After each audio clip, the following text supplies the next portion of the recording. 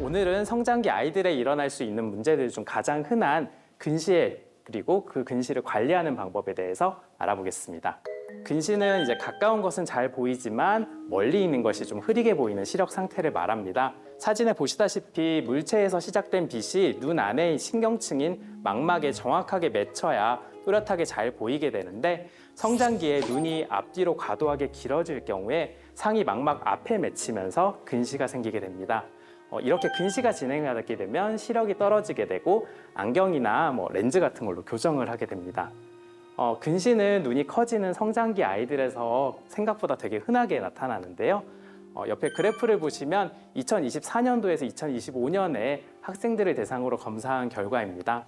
이 자료에 따르면 초등학교 1학년 아이들 중 약 31%, 다시 말해서 10명 중 3명이 이미 근시를 가지고 있는 것으로 나타났고요. 고등학교 1학년의 경우 75%가 안경을 쓰는 만큼 근시의 유병률이 굉장히 높아졌습니다. 고도근시가 될 경우에는 안경이 많이 두꺼워지고 미용적으로도 좋지 않게 됩니다. 그리고 나중에는 이제 라식이나 라섹 같은 굴절 교정 수술도 힘들어질 수가 있게 되고 성인이 된 이후에도 녹내장이나 근시성 황반변성과 같은 병적인 안질환을 일으킬 수 있기 때문에 근시를 최대한 좀 억제하는 것이 필요하겠습니다. 그래서 나이가 어리고 근시 진행이 적을 때 빨리 근시 치료를 시작하는 것이 효과가 크겠습니다. 소아 근시를 관리하는 방법은 여러 가지가 있는데요. 그중에 부모님들 사이에서 비교적 잘 알려진 방법이 바로 흔히 드림 렌즈라고 불리는 야간 착용 각막 굴절 교정 렌즈입니다.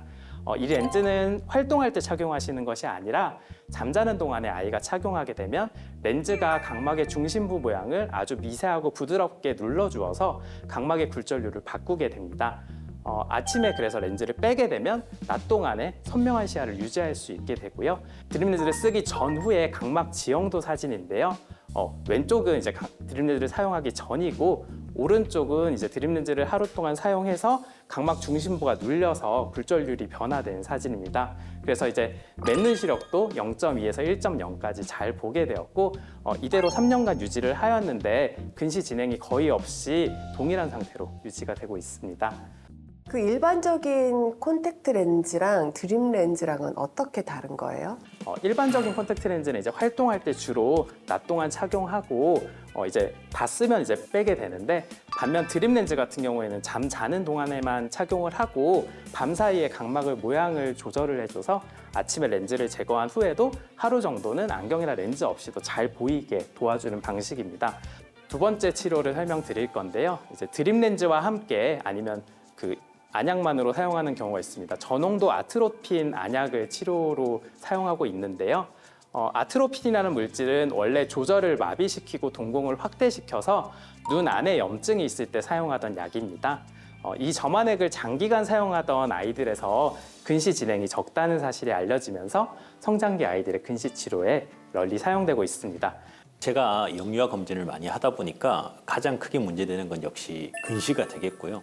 그다음 문제되는 건 내사시, 외사시거든요. 근시는 대략 몇 세의 안과를 한번 가보면 좋을지, 내사시는 몇 세에 가면 좋을지, 외사시는 몇 세에 가면 좋을지 이번 기회에 한번 시원하게 알려주시면 좋을 것 같습니다. 내사시의 경우에는 시력 발달을 좀 떨어뜨릴 수가 있어서 증상이 있자마자 한번 오셔서 진료를 보시는 게 좋겠고 외사시 같은 경우에는 미용적으로 문제가 없으면 수술이 꼭 필요한 것까지는 아니긴 하기 때문에 그래서 외사시나 내사시도 그래도 초등학교 들어가기 전에 한번 꼭 보셔서 있는지 없는지를 한번 확인을 같이 해주시는 게 좋겠습니다. 아이들의 시력 성장기에는 환경이 굉장히 중요합니다. 하루 2시간 이상 야외 활동을 하면 근시 발생 자체가 20%에서 50% 정도 줄어들고 햇빛에 노출될 때 분비되는 도파민이 근시 진행 속도도 늦추는 역할을 한다고 알려져 있고요.